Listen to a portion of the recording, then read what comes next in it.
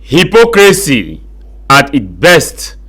At a time when many Cameroonians are looking for ways in which they will pick a leader that will resolve most of their problems. To begin with, the issue of roads, which is a nightmare.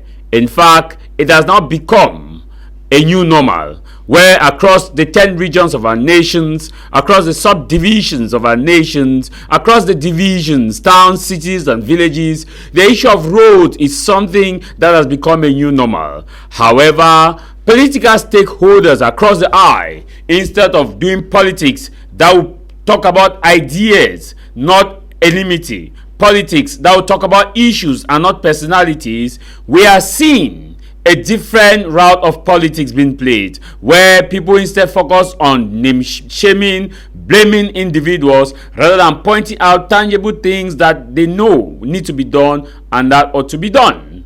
It is common to hear from the northwest, southwest, west region, center region, littoral east region, where citizens and denizens of the different localities all talk about the issue of opposition coalition. To those who belong to the ruling party, will also look at the issue about coalition. The ruling party, on the other hand, is building its own coalition or alliance for those who will support their champion.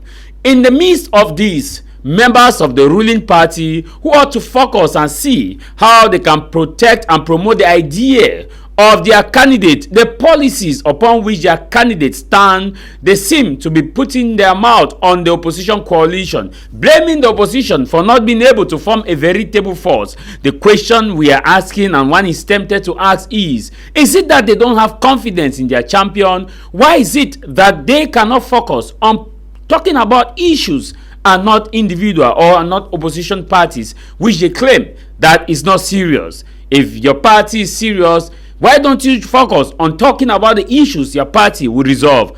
On the other hand, from the members of the opposition parties, the same thing is being done, as they accuse the ruling party of trying to form an alliance with people whom they think ought not to be political. We also see how the members of the opposition are pointing fingers at one another. If it is not Peter, it is Paul. If it is not Paul, it is Andrew. If it is not Andrew, it is James.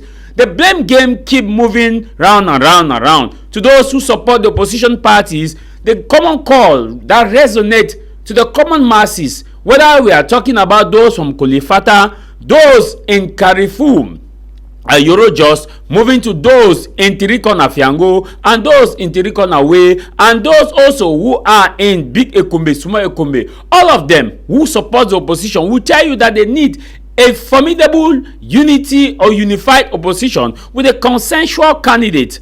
And when opposition stakeholders met in Fumban, one would have thought that the debacle or what we witnessed in 2018 was not going to repeat itself, where opposition came together and never formed a coalition. It was still the same. Fumban conference came and ended with what opposition gained was just pictures. That was all what was gained, pictures and smiles, painting the picture of Cameroon's politics. Then there was a Yaoundé conference, the Yaoundé debacle, where they also came together. Many had expected a white sumo to come out, but what we actually got was photos, group pictures, narrowing down, with they still refusing to accept one consensual candidate. And to make matters even worse, they are pointing fingers as to one another, how this person is not serious, how it is this person that is not serious, instead of focusing on their agenda. As time has gone, we are now in a different phase around the eve to the official launch of campaigns. Those who were at the Fumban conference, major opposition parties, have refused outrightly that they will not go into a coalition. They keep championing and saying the phrase, I am interested in the coalition, I am open for a coalition, you should come and join me. The common issue is anyone who believes in coalition will turn down the ego and decide to give the opportunity to one another, as Barrister Akeremuna did in 2018, if to the voting day. It is also common to see how they are blaming each other, that I can win the election, I can win the election. Now, if you can win the election, why don't you focus on your ideas? Why don't you promote your ideas? Why don't you promote your policies? Why attacking a fellow opposition party, trying to see how they can form their own alliance? Why don't you say, okay, my team, let us focus on this. This is what we have to do.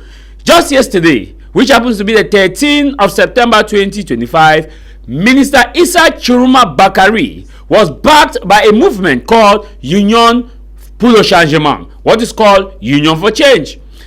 The same members of the opposition, their surrogates, started rubbishing the alliance and stating that how many people came together to bring a consensual candidate. These are the same members whose candidates have outrightly refused a coalition or refused an alliance, whose candidates are heard or read and seen saying that they will not join a coalition, that they know they have what it takes to win an election. So if you have what it takes to win an election, why are you putting your mouth into the Chiruma debacle? If you think that Chiruma's debacle is not what can give Cameroonian victory, why don't you focus on your path to victory? This is the hypocrisy that we witness across the Cameroon politics, and everyone will say President Paul Biya is the problem. If he is then the problem, why then don't you unite to be the solution? Rather, we see attacking left and right. In some quarters, we heard and saw a senator saying